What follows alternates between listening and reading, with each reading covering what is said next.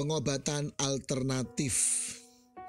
Dan sementara ia di Yerusalem selama hari raya Paskah, banyak orang percaya dalam namanya karena mereka telah melihat tanda-tanda yang diadakannya.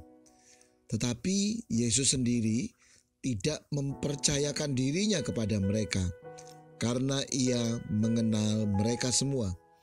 Yohanes 2 ayat 23 sampai 24. Beberapa waktu ini viral video pengobatan alternatif dari seorang wanita yang disebut Ibu Dayak.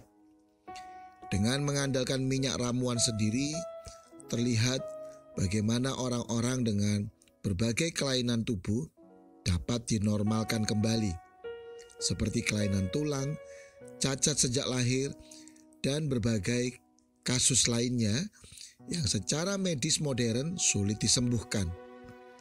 Segera saja berita tersebar dan menarik orang datang berbondong-bondong mencari dan mendatangi lokasi penyembuhan.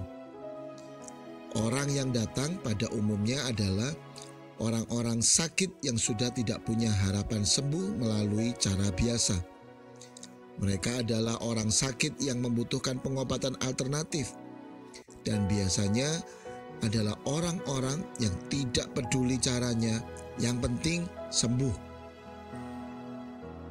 Saat Tuhan Yesus melakukan pelayanan sambil berkeliling, Dia melakukan banyak mujizat kesembuhan yang pada masa itu sebenarnya adalah merupakan pengobatan alternatif. Dalam Matius 15 ayat 30 tertulis, kemudian orang banyak berbondong-bondong datang kepadanya, membawa orang lumpuh, orang timpang, orang buta, orang bisu, dan banyak lagi yang lain. Lalu meletakkan mereka pada kaki Yesus, dan ia menyembuhkan mereka semuanya. Wow, mereka sekarang menemukan figur yang luar biasa yang bisa diandalkan menyelesaikan masalah apapun yang mereka hadapi. Tidak aneh kalau kemudian orang banyak itu mulai percaya dan menjadi pengikut karena telah melihat tanda-tanda itu. Memang sebenarnya orang mudah terpesona dan mempercayai sesuatu yang menguntungkan dan memberikan harapan. Apalagi jika tidak perlu susah, tidak perlu lagi berjuang. Jawaban yang dibutuhkan sudah tersedia dengan mudah. Tetapi anehnya, seperti yang tercatat dalam Yohanes 2 di atas, Tuhan Yesus malah tidak mempercayakan dirinya kepada orang banyak itu. Karena Dia mengenal mereka semua, walau mereka semua percaya kepadanya. Mengapa? Karena mereka hanya terpesona pada tanda-tanda lahiriah yang sifatnya sementara. Mereka hanya menjadikan Tuhan Yesus sebagai alternatif, bukan yang utama. Padahal syarat menjadi pengikut Yesus adalah memikul salib, menyangkal diri, dan mengikutinya setiap hari. Makanya tidak heran ketika mereka menemukan kesulitan.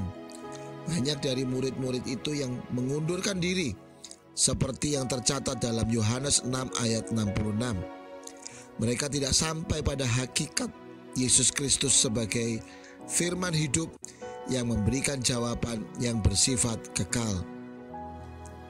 Sementara para rasul seperti Petrus tidak terpengaruh, malahan menjadi pengikut yang setia, bahkan sampai rela kehilangan nyawanya karena telah menemukan jawaban kekal dalam hidupnya. Yohanes 6 ayat 68 sampai 69. Mereka telah sampai pada penemuan harta paling berharga dalam hidup mereka, yang tidak lagi sepadan dibandingkan dengan hanya sekedar kesembuhan lahiriah. Seperti Paulus yang telah menganggap semua yang berharga selama ini sebagai sampah dibandingkan pengenalan kepada Kristus. Karena itu, arahkan hati dan pikiran, rindukanlah hal ini terjadi dalam hidup kita. Haleluya. Bagiku, hidup adalah Kristus dan mati adalah keuntungan. Filipi 1 ayat 21.